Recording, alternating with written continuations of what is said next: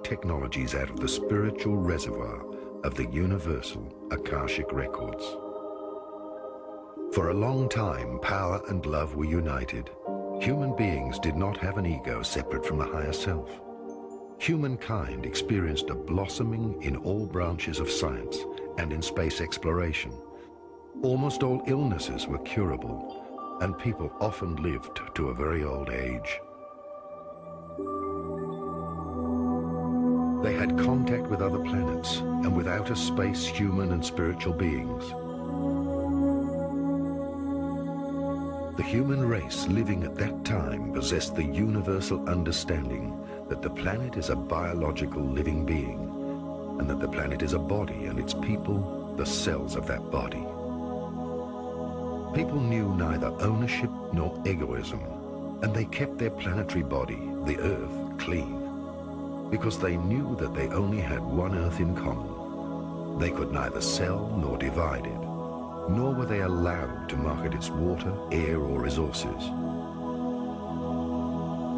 Everybody had everything they needed.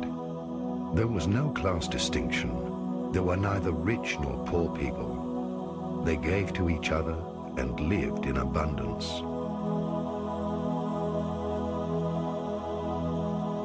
The living cosmic laws of brotherhood replaced the dogmatic religions and laws.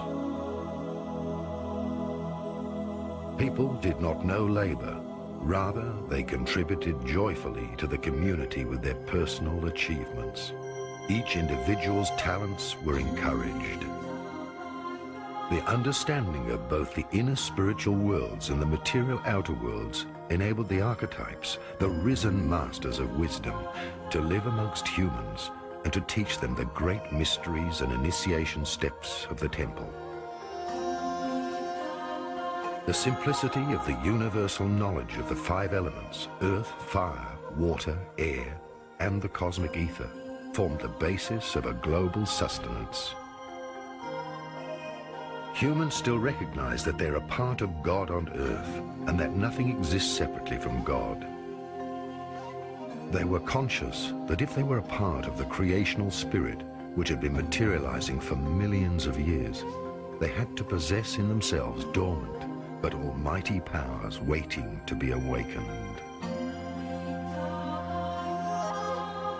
In mystery schools, step by step, they learnt to rise to a God-human consciousness.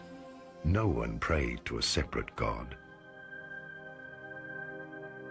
They still remembered that they were fallen and incarnated angels who had to attend the school of life and be reborn until mastering and living through any conceivable experience. Until the time came when they would ascend to higher dimensions of consciousness. The masters of wisdom knew the secret of the expanding and contracting of the cyclic cosmos. In the Indian Vedic texts, it was described as the inhaling and exhaling of God. The expansion of the cosmos from the source was called the Omega cycle, since everything diverged from the source. The further the Milky Way and its suns moved away from the source, the weaker their connection to the spiritual source whence everything comes. This means that all life in spiritual decline or descent to lower dimensions slips into the third dimension of the solid material universe. Atlantis and its race were still anchored in the fourth dimension. The masters of wisdom knew that at the peak of this civilization, the cosmic cyclic plan had anticipated that the souls would move down into the third dimension in order to totally experience the forgetting of their divine source and to live through the so-called Dark Age.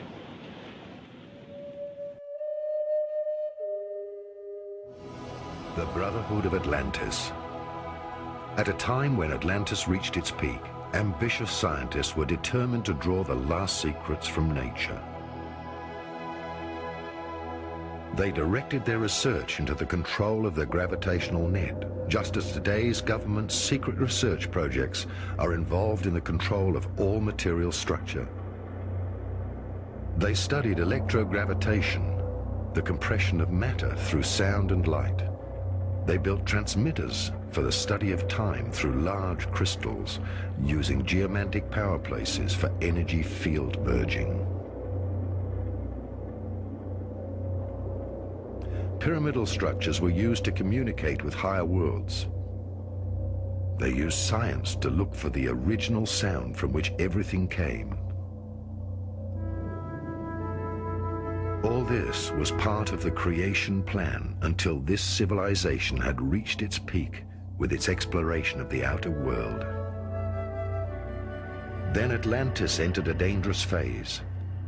Until this time, scientists and high priests had been united. Only a divinely guided human being, one who thinks with his heart and feels with his head, was entitled to divulge the secrets of creation. Such a scientist and high priest was guided by God and higher spiritual hierarchies, and was in harmony with its creations. He never threatened lives through any aspirations for power. But a new dark age appeared on the earth.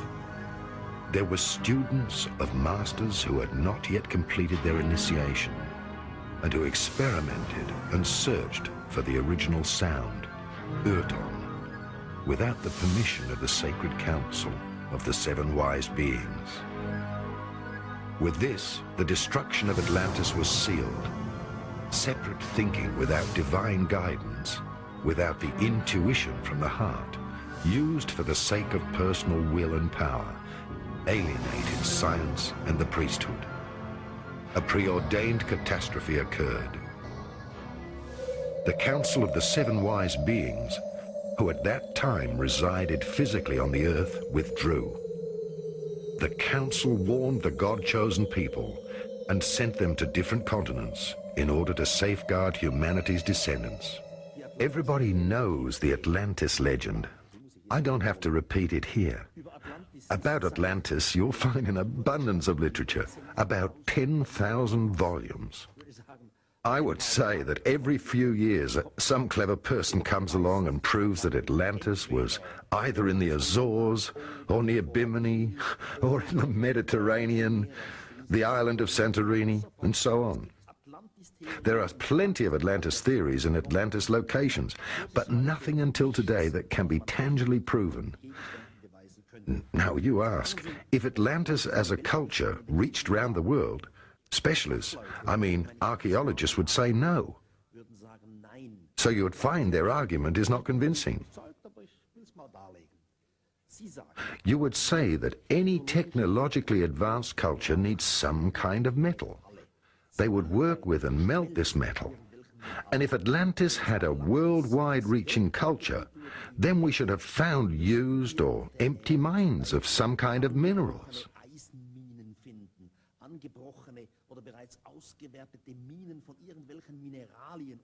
And none has emerged so far.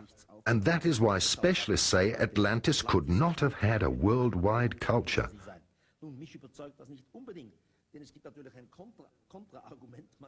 The more perfect a culture, the less it would need these kinds of minerals and raw materials as we have them today. One could even say a perfect culture would maybe destroy itself from the outside in a perfect manner, and nothing would be left behind. So we're still up in the air. I would say Atlantis. Yes, Atlantis did exist. Literally, you can prove it quite clearly, but objectively with a solid object in your hand, one is uncertain, unfortunately. After the catastrophe, nations were dispersed.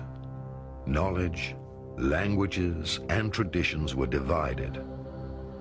Everything progressed in polarity and division. The Dark Age also saw the beginning of the cycle of descent into an ever-increasing division of individuality and of separateness.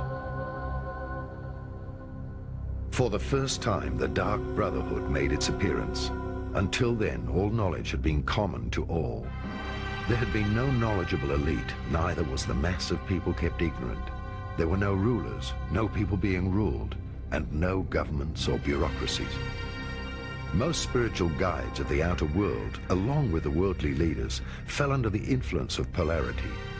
The now self-appointed leaders had their own city-states, and because of the knowledge they kept to themselves, they were worshipped more and more, and were paid duties.